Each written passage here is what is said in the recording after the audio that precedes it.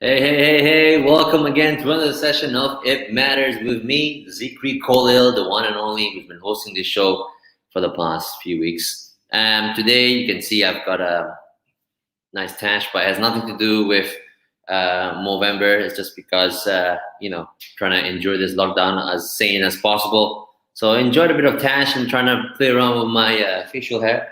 But what's more important is our guest today because she has been around helping as many people as possible in the community since she was 17. And it was a long time ago since she was one of the co-founders of this. Now, currently the president of Pertiwi Soup Kitchen. I have the honor of inviting Datuk Munirah Hamid. How are you? Good, thank you. Well, I have to correct you. I'm not the president of Pertiwi Soup Kitchen. Oh. I'm the president of Pertiwi. The NGO is called Pertiwi. Yeah, Okay. the Soup Kitchen is only one of the programs. Yeah. My bad. It's just one of those, It's okay. Well, thank you for having us here. I just wanted to just ask a few questions that I think would be great for the audience to really literally understand the nature of being part of a non-profit as what you've been doing with Pertiwi. And as I mentioned in the beginning, you started this at a very young age, and I just wanted to hear more.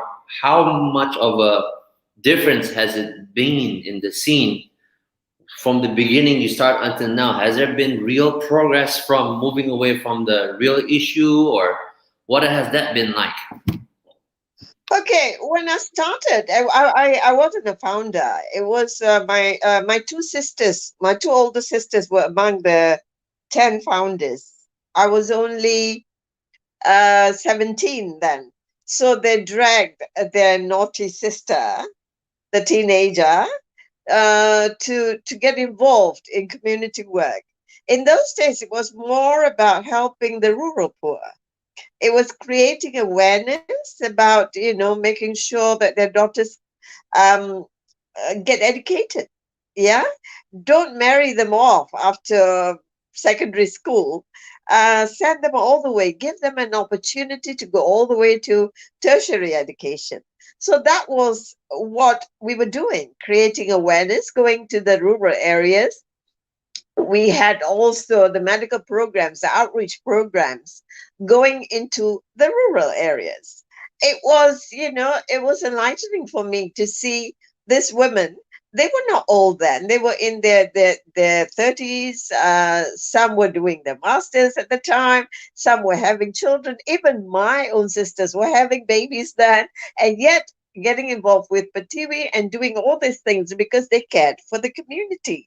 They felt that, the fact that they were lucky enough to have made it to university and holding good jobs, they should make sure that all the girls are given that opportunity, that the mothers realize that marriage isn't the end of, a girl's dreams. She should have other vision, other dreams as well. So I think the fact that the girls are doing well now, outperforming the boys at university, even, I think that they did an excellent job. But fast forward, along the years, as the country progressed, there were always people who started to fall through the cracks. Not everyone was a top student. Not everyone could make it to university. Some made it to vocational schools, tech schools, whatever. And some actually started working in factories. This was when Malaysia was started to progress, and we started opening up, factories and all that. So social problems started popping up. As the girls left their family homes, they were becoming independent, moving to work in like us from the north. They were working in Butterworth and all that. And then other social problems started coming. They were having, boyfriends and having children and all this. So, but we kept coming up with programs to address all the social problems which cropped up as the country progressed. So there's always that price. Yeah, there's a cost to it. Yeah, you progress, there are people who cannot catch up. So fast forward to the 2010, the year 2000 and all that, I was looking at the people around KL. That time there were not many homeless, but the urban poor were already there. There's that rural to urban migration had already happened. People from the rural areas were moving to the cities, hoping to get better jobs, better opportunities. But you may be somebody, the Jago Kampong, but when you come to KL, there are the better people. Competition is a lot greater. So sometimes they find that they're so disappointed.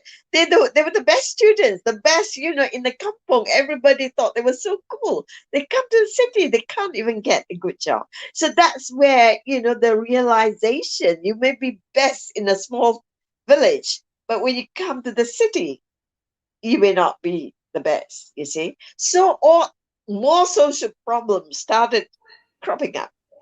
So we were doing things already in Chalkit at the time, yeah, realizing that there were problems there, social problems, and they moved to these areas, and they're comfortable, being with each other. So we saw all this, the rise of the increase in the social problems associated with those who could not cope with progress, who started to fall through the cracks. And, this is where, when we started doing the soup kitchen, it's not just to feed. We thought that by feeding, we could get close to them. We will address the immediate needs, which is, making sure people have enough to eat. And then we also brought in our medical service, which addressed all their immediate medical problems, the basic medical problems. And then after that, also to build a relationship. When you start building a relationship, then their real problems. And not you can't say, oh, you're poor, therefore we give you just this kind of allowance. You can't. Everyone's problem is different. So the feeding part it's like a beginning of a funnel of building a relationship with these people. Am I correct? You address the immediate needs. When people are not hungry, they don't feel angry. They feel okay. We're one of you. Whatever food we eat, yeah. We make sure that we share the food, and then during festive occasions, we bring all the treats, so you're not missing out on anything. Yeah. So when at least you've got food, and then you've got the basic medical service as well, so you're not in pain, you're not having any fungal infections, any itch or whatever, and then you feel better. You may not have a home, but at least you don't feel that you've really hit rock bottom. Yeah, absolutely. I mean, definitely. I mean, it's such fascinating to see the amount of transition it's gone through from how it started from the beginning, and the different kind of social issues caused. In what you mentioned was about competition in the city as part of the. I think not many people would have thought of that from those who are quite new on helping eat, right? You may be someone cool in your kampong, but the minute you come to KL, there are the better people. And suddenly you find, gosh, I'm not the cutest guy around anymore. There are others. Suddenly I'm not the best at everything. Yeah, wow. That can be quite a setback for some of them. Yeah, absolutely. I mean, I can imagine. But now talking about what's happening now, I mean, as you know, it's been a year and a half since we're in this pandemic. I'm sure there's been some dynamic changes to maybe from the operational side on your end to trying to find more. I've only touched on issues that's been going through with the refugee communities, but I have not really talked about our friends who are in the streets or in the PPR communities and whatnot. Maybe you could help us fill in a bit of that void to see how bad it is, or how or not. That'll be great for us to kind of digest ourselves and be in reality check. Yes, the ones in KL, we are very well organized. I think it's because the people who are involved with the street community are very vocal.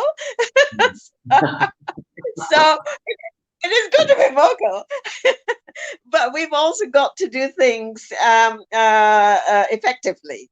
I'm glad that we've all managed to work together. We collaborate, and I'm glad also that DBKL has stepped in to play, the big brother role, and make sure that they're there, and we to keep everyone organized, and we have a schedule.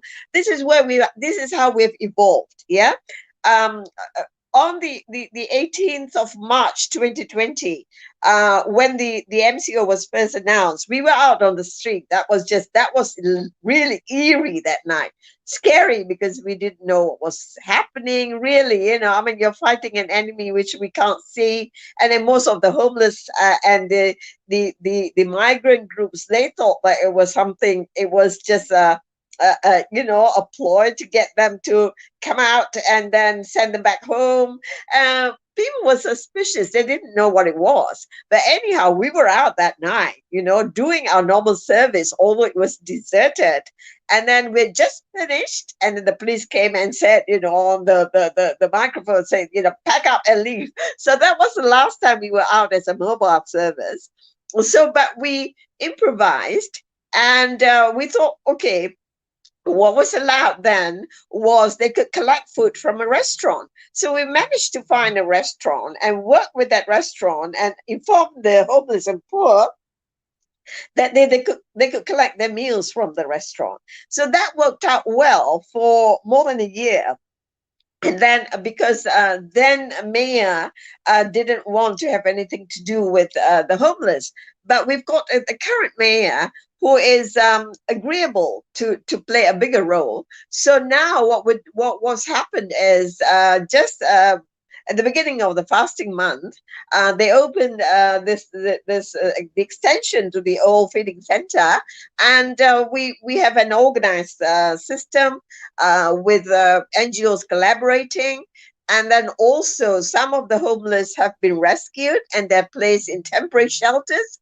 And we all also provide food according to a schedule. So the homeless and the urban poor who are registered with us are really being well looked after. Also, we organize programs to reach out to others who are not working closely under us, but we connect with other NGOs also to extend whatever benefits that we have to give it to them as well. So in this way, we are quite organized in terms of grocery baskets and all that. We've been doing that since last year. So now we see more of these grocery bags and all that being announced by the government. But I hope that it is not going to lead to an abuse of the system. I hope that it will lead to an extension to the communities who are receiving, because there are so many people. But some people know, if you say it's only people who qualify, if they have whatever, these people already know how to qualify, how to meet the requirements, you see. So I don't want them being the ones who keep receiving the assistance, and those who do not have mobile phones or who do not know how to fill up and to connect with all this privileges, and they continue to miss out. We cannot have that situation, yeah, because the person who ends up with more grocery bags than they need will end up selling them or not using them and hoarding them, and so you miss out again.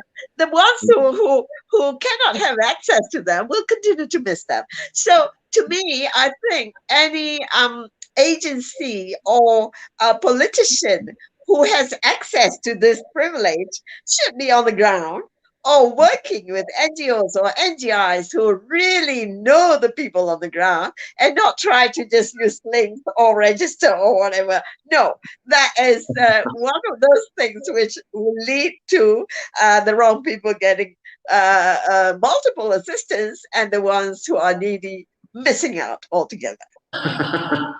um, my question, my second last question actually is, I just want to ask, like, this is one of the most asked question that I get from some of my friends who are not familiar with this, on who are looking into diverging themselves with real volunteer work, and they ask me, has there been a big problem when it comes to overfeeding, or and what is that like? Duplication. This is where DBK has come in. Ah, During the fasting month, especially. Yeah, last year was good. MCO last year was good. There was no wastage, no duplication. But this year, that's where DBK had to step in to make sure that the NGOs coordinate and they put the enforcement officers elsewhere. The minute they see people coming to drop, with all the cameras and their whatever, to make sure that, don't sensationalize things. This is something you don't have to show people that you're helping or feeding. Just do it if you're yeah, sincere about it. Why do you need the cameras and social media? You really don't. It is so tacky, isn't it? I couldn't agree more. So anyhow, this is what we're trying to do now. Don't waste. Yeah, the people in KL are very well fed. Let us go outside. Yeah, but you must work with the people who are on the ground. Don't go and say, "Oh, I think I'm going to go and give to the Orang Asli community." Look, find the Tok Batin and work with the Tok Batin. Then you Mm, make sure that you get, identify the people that are close to their community and you work with them. What's wrong with that? Yeah, you may not get that you have the glamour of walking into a village with camera following you, but then yeah, again, oh, that's not what it's all about, you know? absolutely. I agree. See?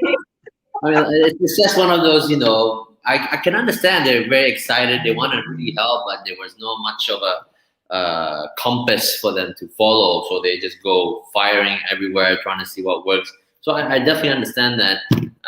Yeah, but it's good that these things are being told off, so that they can comprehend the best ways to do so, especially for those who are just starting. But for those who don't know, or who've been, you can say, ignorant about this whole problem, but now because of the pandemic, they feel guilty, they want to do and help more. Um, what would you say to these diagraphy of people who want to really reach out and help? How can they get involved with looking at what's happening now? Because now you can see there's this hashtag or bandera rakyat. A lot of people are talking about, wave your white flag so we can come out and help those who are really needed. What can you guide those people with, and how can they go about in helping Pertiwi and more? Yeah, again, it is whether you're helping Pertiwi or to help any NGO or NGI or any community, it's best to identify the group that is working closely with the community. So that way they know what's actually needed instead of you second guessing and giving the same thing or something which is not needed. Sometimes people want to give too much of one thing. Yeah, you know that some homeless at one time were getting about 40 toothbrushes per person and they don't even have teeth.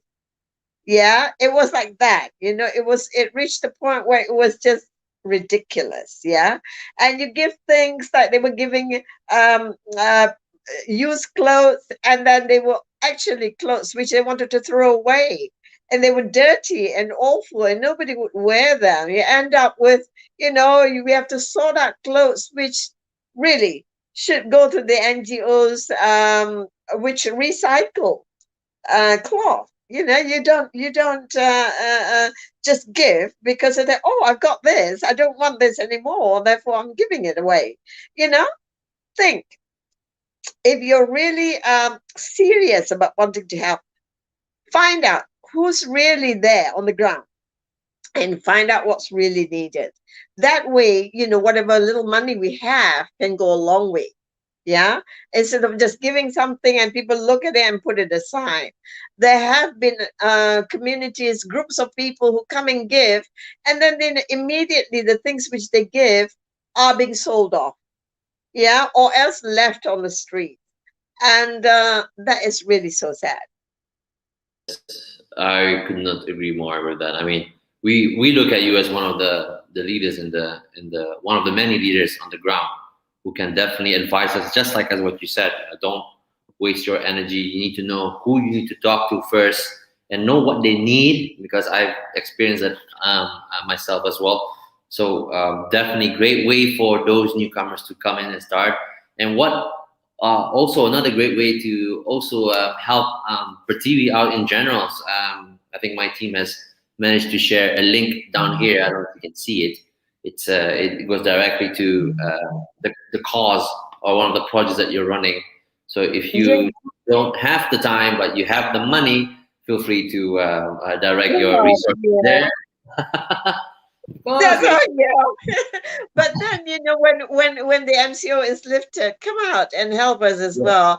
Then you get to know the people, because I'm worried about the kids. Really, they've missed out on school altogether. We've really got to teach them something. Yeah, they've missed out on school. They never go back to school, and we've got to teach them something, some skills.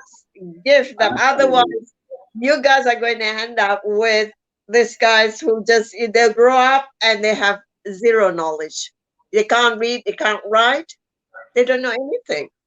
Yes, it is definitely worrying for sure. I am with you on that. Yeah, beyond food, beyond anything else. Correct, Well, how correct. are we going to teach them? So that is something that you should be thinking of. How do you educate them? Even to Absolutely. teach them communication skills. If they're no longer interested in reading or writing, people are not interested. It's about YouTube. So how do you teach them skills from YouTube? Teach them something. They always have their mobile phones. Oh, all the time. All the time. So it has to be TikTok style or whatever, but teach. I mean, TikTok is another form of learning, if you ask me. So definitely there's a bit of hope. When they're so hooked on technology, so that's how I Yeah. see it. There is some glimpse of catalyzing their Yes. whatever skills But that they. you've got to teach them. You've got to have that goal. Okay, now we're going to teach this age group something. So have the series of TikTok videos or whatever, and then you said, right, these are the ones. Absolutely, Teach them absolutely. something. There must be a goal to it. It's just like a series of enlightened books. Now it's this series of yeah. Yeah, I agree. Yeah, Yeah, in lieu of. So you produce that, your Zikri TikTok, whatever, teaching whatever. I am on TikTok. So You you should are, jump. it works. You use celebrities for such purpose. Yeah. They're Absolutely. gonna teach them something to this skill. Right. You have a series of 12 or something, 10 or something. And Correct. at the end of it, you've got a game. And then they Yeah, can participate and they win something. absolutely. You must That's the goal. incentivize. The world is like that. Yes. You must incentivize.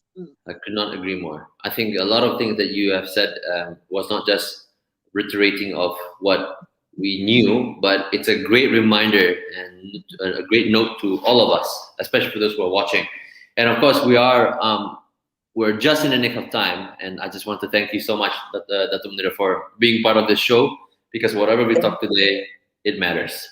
And so are you, Thank and so you. are people and the children. Thank you for having me. Thank you. Ada juga lah orang tua orang mau dengar. Ada, apa tu? Ada. Thank you so much. All the best to you guys. Do Likewise, well. likewise. Live Please take in the care. community. Yeah. We will, we Okay. will, I will. Absolutely, absolutely. Thank you so much for your time, and we'll be in touch shortly.